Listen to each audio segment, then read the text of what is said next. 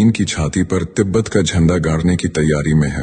America के 3 पूर्व राष्ट्रपति, अमेरिका के विदेश मंत्री, ताइवान की राष्ट्रपति और खुद भारत के प्रधानमंत्री, सबने तिब्बत और दलाई लामा के पक्ष में ऐसे बयान दिए हैं जो चीन की दीवारें हिला देंगे। चीन को आज ये समझ आ गया है कि तिब्बत की आजादी का मंत्र अब एशिया नहीं, अमेरिका और अटलांटिक तक गूंज चुका है। अब चीन की वन चाइना पॉलिसी का घमंड टूटने के कगार पर है, क्योंकि ताइवान और तिब्बत की हवा एक दिशा में बह रही है और ये झोंका अगर भारत और अमेरिका की ताकत से मिल गया तो बीजिंग की नींव हिल सकती है। ताइवान पहले से चीन की आंखों की किरकिरी रहा है, लेकिन अब दलाई लामा की संभावित उत्तराधिकारी की घोषणा और ताइवान की खुली हिमायत इस लड़ाई को नया मोड़ दे रही है।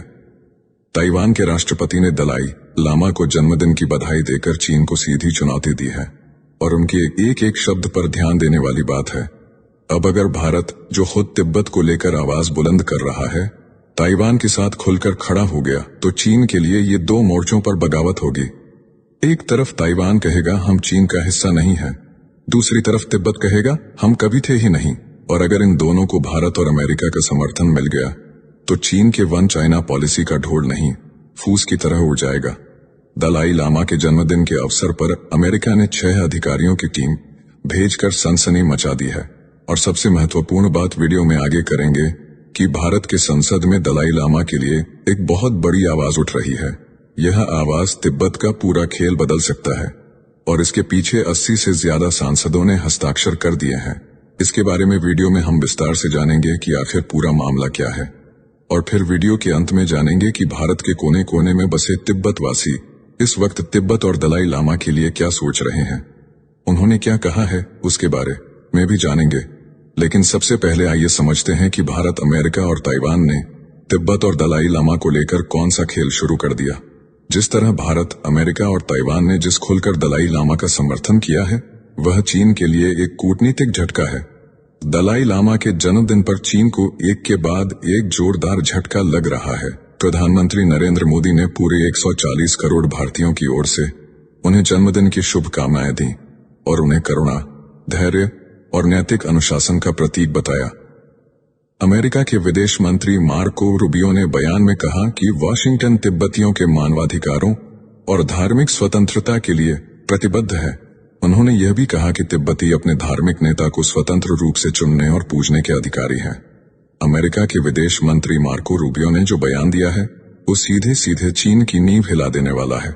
जो चीन आजकल कभी भारत को धमका रहा है तो कभी दलाई लामा को ज्ञान दे रहा है, उसी चीन को अब अमेरिका ने कड़ा झटका दे दिया है। बात साफ है, चीन जबरदस्ती दलाई लामा का उत्तराधिकारी थोपना चाहता है, लेकिन अब उसे इंटरनेशनल लेवल पर भी करारा जवाब मिल रहा है। मार्को रूबियो का यह बयान चीन की बौद्धिक तानाशाही के मुंह पर तमाचा है, जो बता रहा है कि अब दुनिया आंख मूंदकर चीन के एजेंडे पर नहीं चलेगी। उधर ताइवान के राष्ट्रपति लाई चिंगते ने कहा कि दलाई लामा का जीवन उन सभी के लिए प्रेरणा है जो स्वतंत्रता, लोकतंत्र और मानव अधिकारों का सम्मान करते हैं। ताइवान के राष्ट्रपति ने भी चीन को जवाब नहीं, सीधा तमाचा जड़ा है, वो भी सिर्फ 3 शब्दों में। स्वतंत्रता, लोकतंत्र और मानवाधिकार, ये तीनों वो स्तंभ हैं जिन्हें चीन दशकों से कुचलता आया है, अपने देश में भी और पड़ोसियों पर भी। अब वही चीन ताइवान की आजादी, वहां की लोकतांत्रिक व्यवस्था और लोगों के अधिकारों को रौंदने की फिराक में है। लेकिन इस बार ताइवान झुकने नहीं, लड़ने के मूड में है और राष्ट्रपति के इन शब्दों ने चीन को साफ इशारा दे दिया है कि अगर चीन दबाएगा तो ताइवान दहाड़ेगा। इस मौके पर पूर्व अमेरिकी राष्ट्रपतियों bill Clinton, George W Bush और बराक ओबामा के संदेश भी पढ़े गए। क्लिंटन ने कहा कि यह समय बंटवारे की ताकतों से जूझने का है और दलाई लामा की करुणा इस विश्व को बेहतर बनाएगी। बुश ने कहा कि यह दुनिया पीड़ा से भरी है और हमें दलाई लामा की करुणा और प्रेम की आवश्यकता पहले से कहीं अधिक है। ओबामा ने कहा कि यह गर्व की बात है कि दलाई लामा एक ऐसे समय में मार्गदर्शक बने जब पूरी दुनिया अंधकार से जूझ रही थी। उन्होंने उन्हें अपना प्रिय मित्र बताते हुए कहा कि वे अब भी सबसे युवा 90 वर्षीय व्यक्ति हैं जिन्हें वह जानते हैं। इसके अलावा इस मौके पर अमेरिका ने एक ऐसा कदम उठाया जिसने चीन की पेशानी पर चिंता की लकीरें खींच दी हैं। अमेरिका के दक्षिण और मध्य एशियाई मामलों के विभाग की उप सहायक सचिव बेथनी पुलोस मॉरिसन ने दलाई लामा से धर्मशाला में मुलाकात की। अमेरिकी दूतावास ने एक्स पर तस्वीरें साझा की और लिखा कि स्टेट डिपार्टमेंट की डिप्टी असिस्टेंट सेक्रेटरी मॉरिसन ने धर्मशाला में पधारकर परम पावन दलाई लामा से मुलाकात की और यह सौभाग्य उनके 90वें जन्मदिन के मौके पर मिला। भारत के लिए यह एक दोहरी जीत है। एक तरफ विश्व का सबसे शक्तिशाली देश तिब्बत के मुद्दे पर भारत के साथ कंधे से कंधा मिलाकर खड़ा नजर आ रहा है। दूसरी तरफ चीन को यह सीधा संदेश जा चुका है कि अब तिब्बत पर वैश्विक समर्थन भारत के साथ है। दलाई लामा के जन्मदिन के अवसर पर मंच से भारत और विदेशों के कई राजनीतिक नेताओं ने दलाई लामा के साथ मिलकर चीन को एक स्पष्ट संदेश दे दिया कि तिब्बत अब सिर्फ धार्मिक नहीं, एक वैश्विक कूटनीतिक मुद्दा भी बन चुका है। दलाई लामा के जन्मोत्सव की यह तस्वीरें चीन के लिए किसी कूटनीतिक विस्फोट से कम नहीं है। दलाई लामा पिछले 6 दशकों से भारत में निर्वासन में रहकर तिब्बत की आजादी की लड़ाई का चेहरा बने हुए हैं। अमेरिका की तरफ से एक और महत्वपूर्ण बात देखी गई। विदेशी राजनयिकों में सबसे बड़ा प्रतिनिधिमंडल अमेरिका से था, जिसमें कुल 6 अधिकारी शामिल थे। इसके अलावा चेक गणराज्य की राजदूत एलिस्का जीगोवा अकेली राजनयिक प्रमुख थीं, जो समारोह में उपस्थित रहीं। सबसे जोरदार तालियां हॉलीवुड अभिनेता रिचर्ड गेरे और ओबामा के वीडियो संदेश के दौरान गूंजी।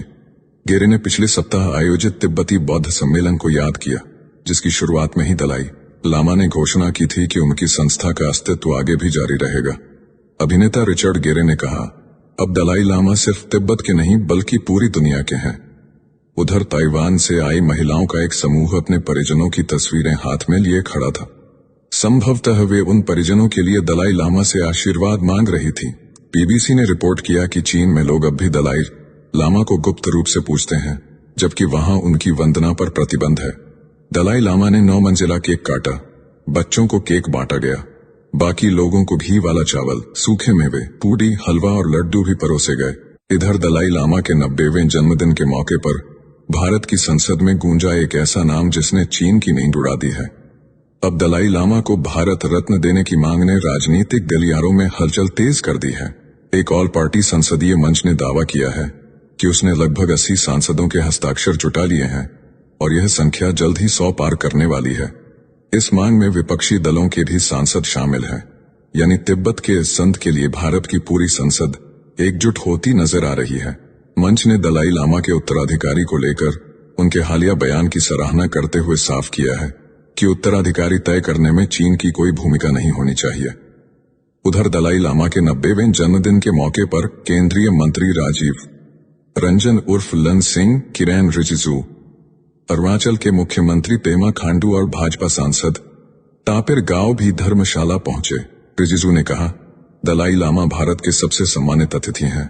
वे खुद को भारत का पुत्र मानते हैं और भारत की प्राचीन बुद्धिमत्ता के सबसे बड़े दूत हैं। अब जरा समझते हैं कि भारत के कोने कोने में दलाई लामा के जन्मदिन पर कैसा माहौल रहा। भारत के कई हिस्सों में इस अवसर पर जश्न का माहौल दिखाई दिया, जिसमें बिहार का बोधगया भी शामिल है। उधर 90 वर्ष के हो रहे दलाई लामा के जन्मदिन से पहले दिल्ली के मजनू का टीला में एक नई हलचल दिखाई दे रही है। दिल्ली की इस तिब्बती बस्ती में उम्मीदें और आशंकाएं दोनों चरम पर हैं। एक तरफ लोग जश्न की तैयारियों में जुटे हैं, तो दूसरी तरफ उनके मन में सवाल यह है कि अगला दलाई लामा कहां जन्म लेगा और चीन इस पर क्या प्रतिक्रिया देगा। मजनू का टीला की संकरी गलियों में रहने वाले जाम्यांग, जो एक शेफ और व्यवसायी हैं, कहते हैं कि चीन धर्म को समझता ही नहीं। यह पूरा विवाद राजनीति है। 9 वर्ष की उम्र में भारत आए जाम्यांग का मानना है कि 15वें दलाई लामा का जन्म भारत की भूमि पर ही होगा और वे भारतीय नागरिक होंगे। तो बताते हैं कि उनके माता पिता ने केवल 1000 चीनी युआन देकर उन्हें भारत भेजा था, ताकि वे धार्मिक स्वतंत्रता में सांस ले सकें। चीन में न प्रार्थना की आजादी है, न पढ़ाई की, न ही बोलने की। उनके जैसे कई लोग दशकों से अपने परिवार से बात भी नहीं कर पाए, क्योंकि भारत ने 2020 में वीचैट पर प्रतिबंध लगा दिया था। उधर ओडिशा के मिनी तिब्बत से उठी घर वापसी की पुकार, दिल में बसी तिब्बत की आजादी की लौ। गजपति जिले के चंद्रगिरी गांव में बसे मिनी तिब्बत की बौद्ध मठ में जब दलाई लामा का जन्मदिन मनाया गया, तो सिर्फ एक मांग हर प्रार्थना में गूंज रही थी, तिब्बत की आजादी और घर वापसी की उम्मीद। 70 वर्षीय दावा रिनचेन, जिनकी आंखों में आज भी तिब्बत के गांव की छवि जिंदा है, बोले कि एक दिन तिब्बत जरूर आजाद होगा और उनके बेटे को अपना गांव देखने को मिलेगा। दावा किया गया कि रिनचेन वर्ष 1963 में अपने माता पिता के साथ भारत सरकार की पुनर्वास योजना के तहत तिब्बत से भागकर ओडिशा पहुंचे थे। अरुणाचल प्रदेश से पैदल यात्रा फिर असम से हवाई सफर और फिर ओडिशा की बस यात्रा। यह सफर उनका आज भी रुला देता है। उन्होंने बताया कि तब वे केवल 7 वर्ष के थे। यहाँ के जंगलों में दोपहर के बाद लोग बाहर निकलने से डरते थे। टपरे जैसे घरों में रहकर जीवन की शुरुआत की। रिनचेन बोले कि दलाई लामा की कृपा और हमारी हिम्मत ने हमें उस अंधेरे दौर से निकालकर आज यहाँ तक पहुंचाया है, लेकिन दिल आज भी तिब्बत में ही है। वे बोले कि अगर वे चंद्रगिरी में ही मर भी गए तो उनका बेटा तिब्बत जाएगा। इस वीडियो में फिलहाल इतना ही। जल्द मिलते हैं एक और नई अपडेट के साथ। जाने से पहले वीडियो को लाइक करके चैनल को सब्सक्राइब कर लें। धन्यवाद।